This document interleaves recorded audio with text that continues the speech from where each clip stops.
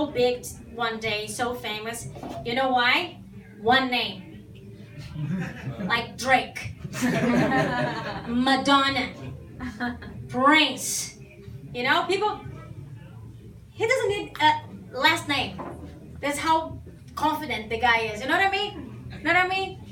Guys, are we ready to start the show with the parents in the front? Yeah! Guys, before I invite the first the parent to the stage, I want to share with you a story about my mom and my comedy, so you guys will have an idea about this relationship. I was doing my solo show back in Brazil, in the capital of the country, Brasilia, a beautiful, a beautiful. I know it's it's the accent. She's making fun of my accent. A beautiful theater, amazing. My solo show. Oh my God!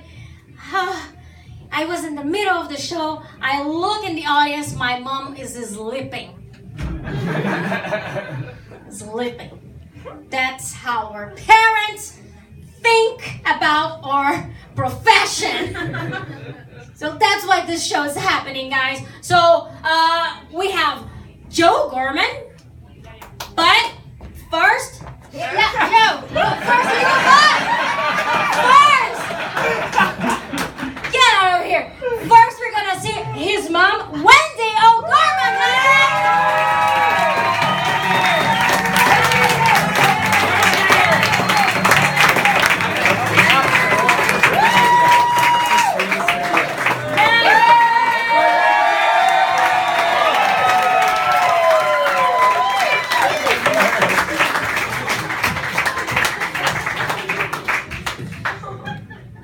Little work here. That's good. I can't help but notice that everybody's yelling into the mic. Jeez. Anyway, first thing I gotta tell you, I was a mom of the 80s. And I got all my notes here. And like most mom of the 80s, I was a germaphobe. You know, cleanliness was next to godliness. Good moms of the 80s sprayed their kids' toys with Lysol. Chemicals were good and dirt was bad. But having 3 sons cured me of that. Joe is the middle child, and when he was a toddler, he was what you call now a mouther. Well, he was more of a licker. He liked to lick things, as put them in his mouth. Joe would lick the display case at the butcher shop, deli, bakery, while we were waiting for his order. When he was about 2 and a half, we went on vacation, and we went to the Thousand Islands cruise. It was the middle of July, and it was very crowded. Joe was my charge, his older brother being his dad's. Shuffling, he remembers this. Shuffling up to the upper deck with the rest of the tours, kids, elderly, first-time visitors to Canada. I happened to glance down. There was Joe with his mouth wrapped around the filthy, finger-printed brass handrail. Sliding his tongue along the railing as we climbed I was horrified. During that same vacation, we were walking down the beach, beautiful sunny day. Again, it was very busy. Joe was very cute. He had blonde hair, his bathing suit stretched over his diaper. I was holding his hand. As we strode along, I noticed some people chuckling and some gasping, and I had no idea what was going on until I glanced down at Joe. There he was, walking along with a discarded cigarette in his mouth. I looked up, and there he was, with his 2 little fingers going. He blew out imaginary smoke. We had a sandbox in our backyard, aka the Impetigo pit. Joey regularly had his mouth washed out, not because of bad words, because I was afraid of typhoid.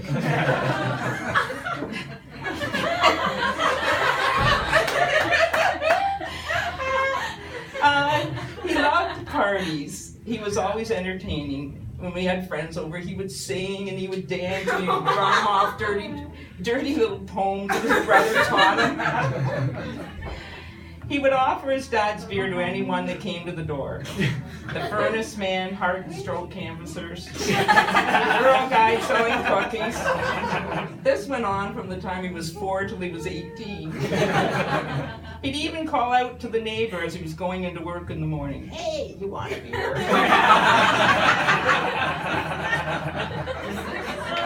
We have 3 sons, Justin, Joseph, and Jacob. Joe was born 3 weeks past his due date. And I attribute this to the reason for his laid-back, devil-may-care attitude. At school, where they all attended, there was a mandatory seed project in grade 3.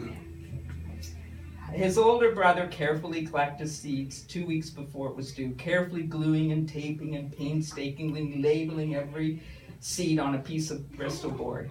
He got a C.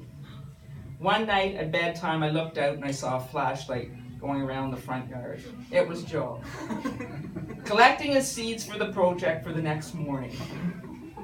He spent about 45 minutes on the whole thing and got a B+.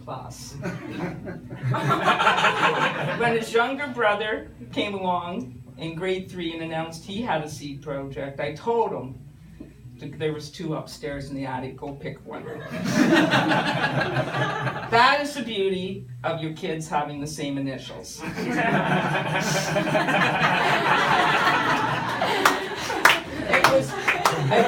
It was great for hand-me-downs, from rubber boots to skates to seed project. Apparently in grade 5, I ruined his life. I didn't let him go to a Valentine's party.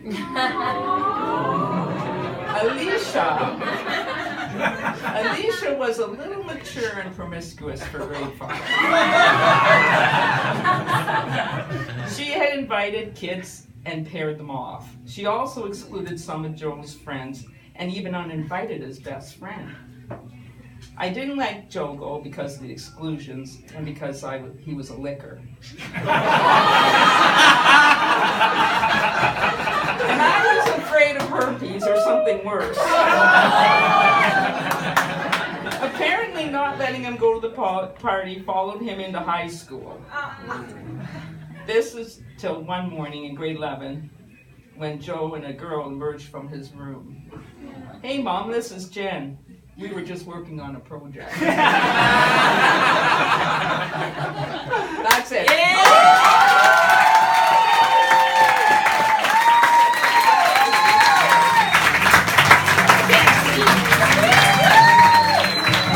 Give it up for my mom.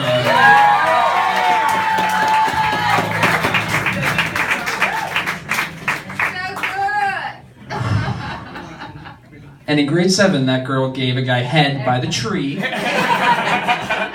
I don't know about you guys, but I don't know where I'd be if I had grade 7 head right now. I wouldn't be on the stage at Comedy Bar. I'd be flying in a jet right now. Mark Zuckerberg got head in grade 7. Stephen Hawking, Hulk Hogan. And I'm... Thanks, Mom. Mom was super supportive. She always helped me seed projects and stuff like that. Totally forgot about the seed project. She didn't bring up the Eagle project either. What she did, she didn't do anything like she made it so hard. Like being supportive is the worst for comedy. Do you know? Like she couldn't just do needle drugs once, chain smoke, just spend all our money on gambling. Why, Mom? No, we weren't allowed to have drugs in the house. That's why I'm gonna tell her all the drugs that I've done in my life right now. There was, because I would have saved so much on college if she had just been yeah, Joe, you can just do mushrooms on a camping trip and you're gonna get all the knowledge you'll ever need For life. Your friend hands you a little bag full of these crushed up things and you just go on a ride. Like, you took that, like, if you had told us how good drugs were, like, she held that. She held that from us. But there's certain drugs I won't do. I haven't done bath salts, saving that for the apocalypse. There's gonna be a time where you're gonna have to eat someone, and I feel like bath salts is gonna be a good bridge into that realm. Like, you're gonna be in a desert, there's gonna be a guy wearing skulls around his neck, and you're just gonna be like, I gotta make a decision. And I got a bag of Epsom right here. It's gonna help. It's a transitional. Meth, I've never done meth. Woo! Swear to God. Thank God. But I do have a little bit on me at all times. Because I think I've seen people on meth, and I believe it gives you superpowers. And I'm saving it because I know one day I'm gonna be stumbling upon like a 6-car pileup. Or maybe there's like a burning building and it's like, oh my God, it's full of puppies. And it's like, oh my God. And I see a man trapped under a log and I see he has a wedding ring on. I'm like, oh my God. It's time for the meth. And I pull out the vial and I pull out this little vial and I don't know how I'm gonna take it. I don't know how to do meth, but I feel like in the moment, like I'll know how to inject it in or get it in my system. I'll figure it out. It'll be like all adrenaline. And I see this man with and I go to pull him out and I rip his arm off and I'm like, oh my God. And then I'm like, no time. And then I run to the puppies and I go to pick up the puppies and I'm trying to put out the puppies but I'm squishing them and they're little, oh my God, the puppies. But you find out it's a puppy mill and it's like, they were bad puppies the whole time. So it's okay that a couple of them are on fire, dead. It's fine. They're invisible puppies. They're totally not even there. You know? Man, grade 7 head. Like I would have been so. She doesn't know what that did. What I could have been. I think the other thing I regret, Mom, is you not breastfeeding me longer. It's true. I had 4 months maternity back. Yeah, and you could have just came to school with me. Like, just wait in the lunchroom with all the other parents. Like, jeez. Because I feel like we stopped breastfeeding kids way too young. Like, I think LeBron James breastfed till he was picked up by the LA Lakers. He's so tall! I would have been so tall. I would have been this but you cut us off. And then you see these kids like, oh, here, eat some Spam or asparagus. Like, oh yeah, that looks good because I've tasted tits. Like, why? You're gonna backpedal that much? Like, you got me hooked and then you're just gonna reel it in? Like, I've tasted the nectar of life. And then girls just like, and then we just see these girls and like in grade 5, Alicia, these big old, she's the first girl to get tits. And I was like, it's like all these feelings start coming back. Like, why am I just drawn to her? I just feel like I just want to hang out. A party? Yeah. Whatever. It's like just staring. I just can't even not focus. If we breastfed, oh my God, if we were like now, you know, I would be like, I wouldn't walk anywhere. I just parkour everywhere, just swinging off buildings and doing like jump rope with power lines and stuff. Maybe the only reason we don't is just volume. I think that's a grown man. I don't know how many women I need to sustain me. I can crush a pizza. What's that in milk? In liters of milk. Anyways, I've been Joe Gorman. Woo! Give it up for my mom. She murdered. And everyone that's here, you're going to see on the show tonight. I'm going to bring up your host. Carol, everybody. Thank you.